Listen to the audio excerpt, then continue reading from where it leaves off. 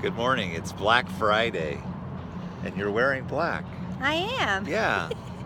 We're in Hood River, Oregon this morning, and had just a wonderful Thanksgiving evening because all of those people were out of town. Yeah. So, how was dinner? Oh, it was glorious. I didn't have to cook. Yeah. No cleanup. It was nice. But everybody will be home for Christmas. So today is our day to just kind of relax, let down. And I have no homework, so that's really nice too. Yeah.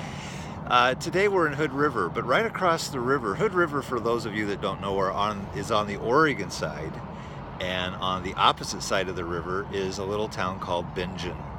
And up on top of Bingen, a little further in elevation, is another little town called White Salmon. That's where my dad grew up. But as I'm standing here looking at Bingen, it hits me. That was where my grandmother on my father's side was married to her second husband, which was my dad's stepdad. And even during those times, my grandmother did not even allow my step-grandfather to even refer to my dad as his son.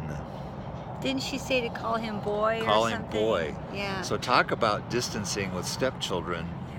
Didn't really hit me till I was standing here thinking about the difficulty that my father had as a stepson, and how actually his own mom was not very gentle, compassionate with her own son in a step family. Now that was a different age and a different era and a different generation, but we need to be gentle and we need to be tender with those that are in our care, our children and our stepchildren. So it kind of strikes me this morning about right across this river, the Columbia River, was the beginnings of my family and the step family journey, even though I didn't really hit me until just this morning. Now. Yeah, so not really a sneaker wave, but maybe kind of generationally. Yeah. So there you have it.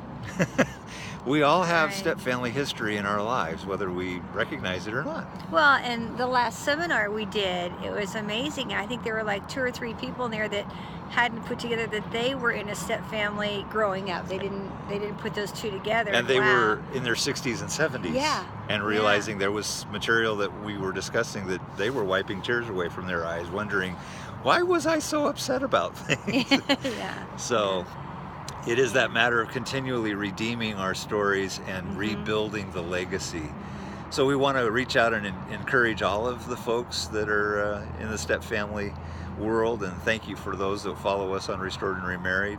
It's been an amazing year as we reflect back, and are very thankful. Lots of cool stuff coming up next year. We'll Very keep you posted. Just Yeah. incredible. So I'm going to give a little tour around here because it is just beautiful. So let me see if I can do this technology-wise, okay? Here we go. Here we go, maybe not. So that is the Columbia River Gorge. Looking to the east, And the Bingen's across the river, and the Hood River Bridge, which is a metal bridge. And Yeah. actually, Hood River, for those of you that know it, is actually the birthplace of windsurfing. Some of the world's most amazing windsurfing tournaments take place right here in Hood River.